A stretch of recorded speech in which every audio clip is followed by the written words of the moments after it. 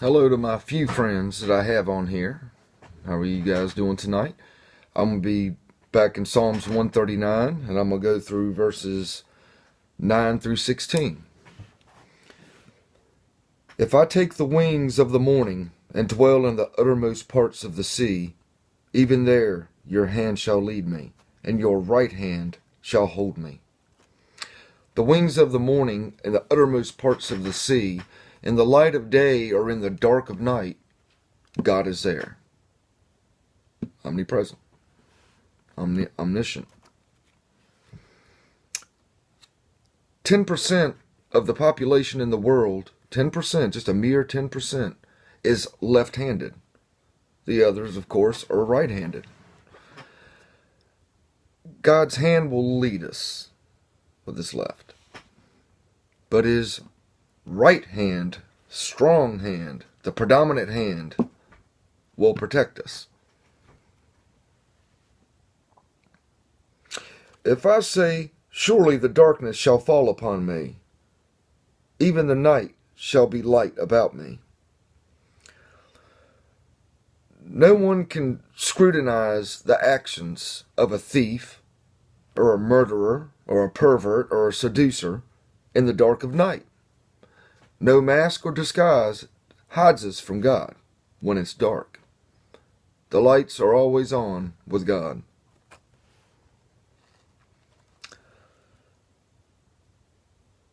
Indeed, the darkness shall not hide from you, but the night shines as the day. The darkness and the light are both alike to you. The place where we sin in the dark, we're hidden. To God, that sin illuminates. And in Jeremiah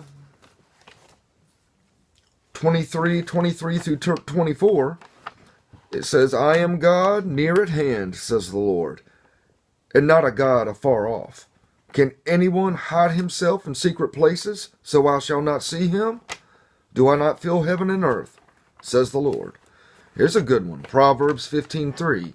The eyes of the Lord are in every place, keeping watch on evil and good. And old Jonah knew a lot about hiding too. Jonah 1:3. But Jonah arose to flee to Tarshish from the presence of the Lord. He went down to Joppa and found a ship going to Tarshish. So he paid the fare and went down into it to go with them to Tarshish from the presence of the Lord. Skip down to Jonah 1:10. Then the men were exceedingly afraid and said to Jonah, Why have you done this? For the men knew that Jonah fled from the presence of the Lord. Why? Because Jonah told them. Because Jonah told them. He told him he was going to go hide. That was what he was going to do, and he thought he could hide, didn't he?